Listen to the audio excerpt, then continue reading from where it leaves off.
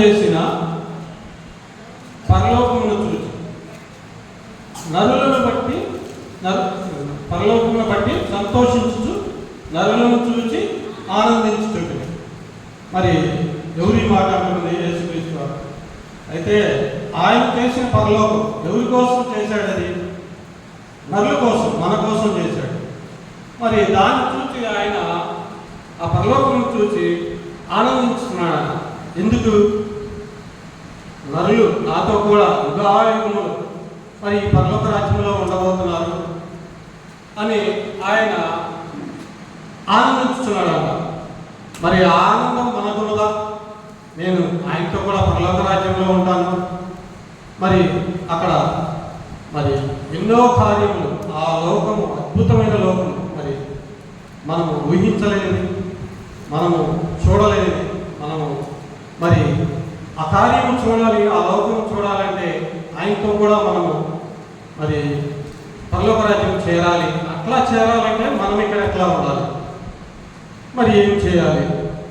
మరి మనము ఆలోచించుకొని ఆ పరలోక రాజ్యం చేయడానికి సిద్ధపడాలని కోరుకుంటున్నాను. తర్వాత ప్రకటన గ్రంథము 21వ అధ్యాయము 3వ వచనం. అప్పుడు ఇదిగో దేవుని నివాసము మనుషులతో కూడా ఉన్నది, ఆయన వారితో కాపురములను, వారు ఆయన ప్రజలైందురు, దేవుడు తానే వారి దేవుడై ఉండి వారికి తోడై. తర్వాత ఆయన వారి కన్నుల ప్రతి బాష్ప బిందువును తుడిచివేయును, మరణము ఇంకా ఉండదు, దుఃఖమైనను ఏడ్పైనను వేదనైనను ఇక ఉండదు, మొదటి సంగతులు గతించిపోయినని సింహాసనంలో నుండి వచ్చిన గొప్ప స్వరం చెప్పటం. చాలా ఇక్కడ ఏమంటున్నాడు? ఇదిగో దేవుని నివాసం మనుషులతో కూడా ఉన్నది, ఆయన వారితో కాపురములను, వారు ఆయన ప్రజలై ఉండరు. మరి మనము ఆయన ప్రజలై ఉంటామంట. మరి దేవుడు తానే వారి దేవుడై ఉండి వారికి తోడై ఉండడు. మరి దేవుడు మరి తానే మన దేవుడై ఉండి మనకు తోడై ఉంటాడంట. మరి మన కన్నుల ప్రతి బాష్ప బిందువును తుడిచివేస్తాడంట.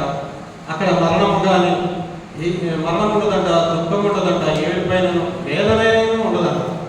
మరి అట్లాంటి పరలోక రాజ్యమును మరి మనం చేరుకునే వారంగా ఉన్నామా? స్వతంత్రించుకునే వారంగా ఉన్నామా? మనకు మనమే ఆలోచించుకొని మనం ఏం చేస్తున్నాము, ఎలా ఉంటున్నాము? మరి ఆయన రాజ్యము, పరలోక రాజ్యంలో చేరాలి. మనమందరం అక్కడ చేరి మరి అక్కడ సంతోషము, ఆనందము, మరి ఏడుపు ఉండదంట, మరణం ఉండదంట. మరి ఎక్కడైతే మరణం ఉన్నది, ఆ మరణము మరి మొదటి మానవుడు మనకి తెచ్చిపెట్టి ఉన్నాడు. మరి రెండవ మానవుడు యేసుక్రీస్తు వారు దాన్ని తీసివేసి మనకి జయం కలిగజేసి మరణం మీద మనకు పరలోక రాజ్యము ఇచ్చి ఉన్నాడు. మరి ఆ పరలోక రాజ్యంలో మనం చేరాలి. తర్వాత వచ్చిన చదవమా, అదే 5వ వచనం. అప్పుడు సింహాసనాసీనుడై ఉన్నవాడు, ఇదిగో సమస్తమును నూతనమైనవిగా చేయించున్నానని చెప్పిన, మరియు ఈ మాటలు నమ్మకమును నిజమునై ఉన్నవి కనుక రాయమని ఆయన నాతో చెప్తున్నాడు. చాలా అయితే ఇక్కడ ఏం చెబుతున్నాడు? సమస్తము నూతనమాట. మరి ఈ భూమి, ఈ ఆకాశం అప్పుడు ఉండదు. మరి నూతన ఆకాశము, నూతన భూమి మన కోసం మరి సిద్ధపరిచి ఉన్నాడు దేవుడు. మరి ఆ సిద్ధపరిచిన ఆ రాజ్యంలో మనం ప్రవేశించాలి. మరి అలా ఉండాలంటే మనము ప్రతిదినము దినదినము దేవుణ్ణి ధ్యానించుకుంటూ ఆయన వాక్యమును మరి మనము చదువుకుంటూ ఆయన రాజ్యంలో చేరే వారంగా ఉండాలి. మరి ఎంతకాలం ఈ లోకంలో జీవించినా ఏమీ లేదు మనకి. అయితే మన ఆశలు, మరి కొన్ని పనులు